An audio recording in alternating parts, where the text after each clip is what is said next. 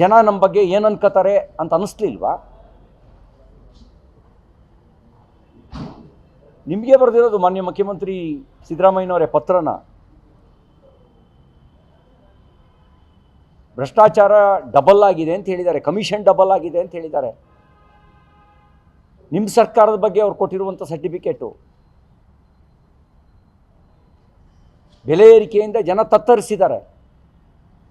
ಕೇಂದ್ರ ಸರ್ಕಾರ GST ಇಳಿಸಿ ಜನಸಾಮಾನ್ಯರ ನೆರವಿಗೆ ಬರ್ತಾ ಇದ್ದರೆ ನೀವು ಎಲ್ಲದರ ಬೆಲೆ ಏರಿಸಿ ಜನರನ್ನು ಸಂಕಷ್ಟಕ್ಕೆ ದುಡಿದಿರಿ.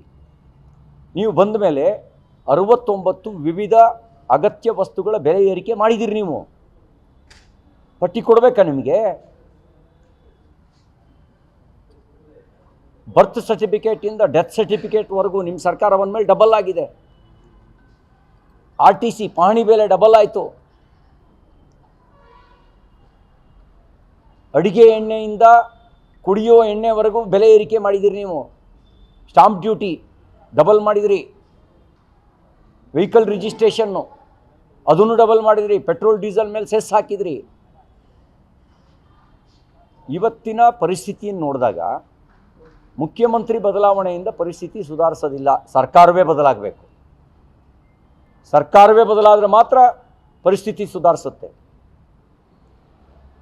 ಅವನು ಬಂದರೂ ಭ್ರಷ್ಟಾಚಾರ ಮಾಡ್ತಾರೆ, ಇವರು ಬಂದರೂ ಭ್ರಷ್ಟಾಚಾರ ಮಾಡ್ತಾರೆ. ಯಾಕೆಂದರೆ ಕಾಂಗ್ರೆಸ್ DNA ಭ್ರಷ್ಟಾಚಾರಿ DNA. ಹಾಗಾಗಿ ಪರಿಸ್ಥಿತಿ ಬದಲಾಗಬೇಕು ಅಂದರೆ ಸರ್ಕಾರವೇ ಬದಲಾಗಬೇಕು. ನಾವಿವತ್ತು ಆರ್ ಅಶೋಕ್ ಅವರ ನೇತೃತ್ವದಲ್ಲಿ ವಿಧಾನಸಭೆಯ ವಿಪಕ್ಷದ ನಾಯಕರು ಸಂಕಷ್ಟಕ್ಕೊಳಗಾಗಿರ್ತಕ್ಕಂಥ ಸಂತ್ರಸ್ತರನ್ನು ಸಂತೈಸೋದಕ್ಕೆ ಹೋಗ್ತಾ ಇದ್ದೀವಿ. ವಿಪಕ್ಷವಾಗಿ ಸಂಕಷ್ಟವನ್ನು ಜನರ ಸರ್ಕಾರದ ಗಮನಕ್ಕೆ ತರುವಂಥ ಕರ್ತವ್ಯ ನಮ್ಮದಿದೆ. ಆ ಕರ್ತವ್ಯನ ಮಾಡ್ತೇವೆ. ಕಳೆದ ವಾರದಲ್ಲಿ ರಾಜ್ಯಾಧ್ಯಕ್ಷರಾದಂಥ ವಿಜೇಂದ್ರ ಅವರು ಮತ್ತು ವಿಧಾನ ಪರಿಷತ್ತಿನ ವಿಪಕ್ಷ ನಾಯಕರಾದಂಥ ಚಲವಾದಿ ನಾರಾಯಣಸ್ವಾಮಿ ಅವರ ನೇತೃತ್ವದಲ್ಲಿ ರಾಯಚೂರು, ಕಲಬುರಗಿ, ಬೀದರ್, ಯಾದಗಿರಿ ಜಿಲ್ಲೆಗೆ ಭೇಟಿ ಕೊಟ್ಟಿದ್ದರು. ಇವತ್ತು ನಾವು ಬೆಳಗಾವಿ, ಬಿಜಾಪುರ, ಬಾಗಲಕೋಟೆ ಜಿಲ್ಲೆಗೆ ಭೇಟಿ ಕೊಟ್ಟು ಸಂತ್ರಸ್ತರ ನೋವಿನ ಧ್ವನಿಯನ್ನು ಆಲಿಸಿ ಕಣ್ಣಿದ್ದು ಕುರುಡಾಗಿ ಕಿವಿಯಿದ್ದು ಕಿವಿಡರಂತೆ ವರ್ತಿಸ್ತಾ ಇರ್ತಕ್ಕಂಥ ಸರ್ಕಾರವನ್ನು ಎಚ್ಚರಿಸುವ ಕೆಲಸವನ್ನು ನಾವು ಮಾಡ್ತೇವೆ. ನಾಳೆ ಬೆಳಗಾವಿಗೆ CM ಅವರು ಬರ್ತಾ ಇದ್ದಾರೆ. ಈ ಸೂಪರ್ ಸ್ಪೆಷಾಲಿಟಿ ಮತ್ತು ಬಸ್ ಸ್ಟ್ಯಾಂಡ್ ಉದ್ಘಾಟನೆಗೆ ಇಲ್ಲಿ ಸಾಕಷ್ಟು ಪ್ರಮಾಣದಲ್ಲಿ ಹಾನಿಯಾದರೂ ಕೂಡ ಅದ್ರ ಬಗ್ಗೆ ಎಲ್ಲೂ ಕೂಡ ಭೇಟಿ ಕೊಡಲಿಲ್ಲ. ರೈತರಿಗೆ ಸಮಸ್ಯೆಗೆ ಸ್ಪಂದಿಸುವಂಥದ್ದನ್ನ ಮಾಡ್ತಾ ಇಲ್ಲ. ನಾನು ಇಲ್ಲಿ ಬರಬೇಕಾದ್ರೆ ಕೇಳಿದೆ ಏನು ಮಾಡ್ತಾ ಇದ್ದಾರೆ ಜಿಲ್ಲೆಯ ಸಚಿವರುಗಳು, ಉಸ್ತುವಾರಿ ಸಚಿವರ ಸೇರಿದಂತೆ. ಸಾರ್ 2 ತಿಂಗಳಿಂದ ಅವರಿಗೆ ಎಲೆಕ್ಷನ್ನೇ ದೊಡ್ಡದಾಗಿತ್ತು ಸಾರ್ ಅಂದರು. ನಾವು ಎಲೆಕ್ಷನ್ನು ಬಗ್ಗೆ ನಮ್ಮದು ನಿರ್ಲಕ್ಷ್ಯ ವಹಿಸಬೇಕು ಅಂತ ಹೇಳಲ್ಲ, ಆದರೆ ಆದ್ಯತೆ ಯಾವುದಕ್ಕೆ? ಮುಖ್ಯಮಂತ್ರಿಗಳಿಗೂ ನಾನು ಆದ್ಯತೆ ನಿಮ್ಗೆ ಯಾವುದು ಅಂತ ಕೇಳಕ್ಕೆ ಬಯಸ್ತೇನೆ. ನೀವು ಉದ್ಘಾಟನೆ ಮಾಡೋದು ತಪ್ಪು ಅಂತ ನಾನು ಹೇಳಲ್ಲ, ನಿಮಗೆ ಸಂವಿಧಾನಬದ್ಧವಾಗಿರ್ತಕ್ಕಂಥ ಅಧಿಕಾರ. ಆದರೆ ಯಾವುದಕ್ಕೆ ಆದ್ಯತೆ ನಿಮ್ಮದು? ರೈತರು ಬೆಳೆ ಕಳ್ಕೊಂಡು ಸಂಕಷ್ಟದಲ್ಲಿದ್ದಾಗ ಅವ್ರಿಗೆ ಸ್ಪಂದಿಸೋದು ನಿಮ್ಮ ಆದ್ಯತೆನೋ, ಸಂಭ್ರಮ ಪಡೋದು ನಿಮ್ಮ ಆದ್ಯತೆನೋ?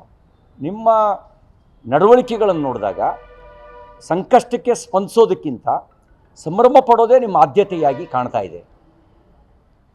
ಈ ಒಂದು ಮನೋಭಾವನೆ ಪ್ರಜಾಪ್ರಭುತ್ವ ವ್ಯವಸ್ಥೆಗೆ ತಕ್ಕದಾಗಿರ್ತಕ್ಕಂಥ ನಡವಳಿಕೆಯಲ್ಲ, ಮಾನವೀಯ ಸಂವೇದನೆ ಇರತಕ್ಕಂಥ ನಡವಳಿಕೆ ಅಲ್ಲ.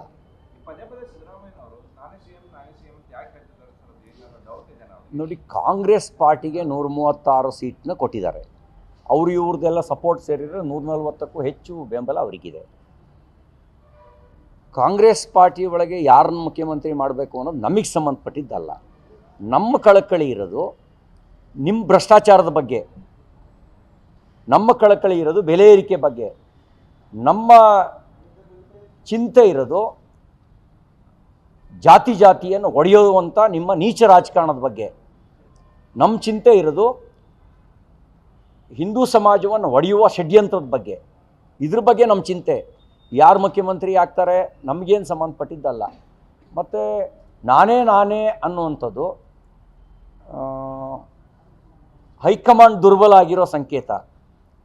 ಕೆಲವು ದಶಕಗಳ ಹಿಂದೆ ಕಾಂಗ್ರೆಸ್ ಒಳಗೆ ನಾನೇ ಅಂದೋನು ಒಂದು ಕ್ಷಣವೂ ಇರ್ತಿರಲಿಲ್ಲ. ಯಾಕೆಂದರೆ ಯಾರಿದ್ರೂ ಅದು ಹೈಕಮಾಂಡ್ ತೀರ್ಮಾನ ಮಾಡುತ್ತೆ, ರಾಹುಲ್ ಗಾಂಧಿಯವರು ತೀರ್ಮಾನ ಮಾಡ್ತಾರೆ, AICC ಅಧ್ಯಕ್ಷರು ತೀರ್ಮಾನ ಮಾಡ್ತಾರೆ ಅಂತ ಹೇಳುವ ಪರಿಪಾಠ ಕಾಂಗ್ರೆಸ್ ಒಳಗಿತ್ತು. ಈಗ ನಾನೇ ಅಂದರೆ ಸಿದ್ದರಾಮಯ್ಯನವ್ರು ಹೈಕಮಾಂಡಿಗೆ ಸೆಡ್ ಹೊಡೆದಿದ್ದಾರೆ, ಹೈಕಮಾಂಡ್ ವೀಕ್ ಆಗಿದೆ ಅನ್ನೋದರ ಲಕ್ಷಣ ಇದು. ಹೈಕಮಾಂಡ್ ಸ್ಟ್ರಾಂಗ್ ಇದ್ದಿದ್ದರೆ ನಾನೇ ಅನ್ನೋರು ಒಂದು ಕ್ಷಣವೂ ಸಹಿಸ್ಕೋತಿರ್ಲಿಲ್ಲ. ಸಹಿಸ್ಕೊಂಡಿದೆ ಅಂದರೆ high command it is very weak.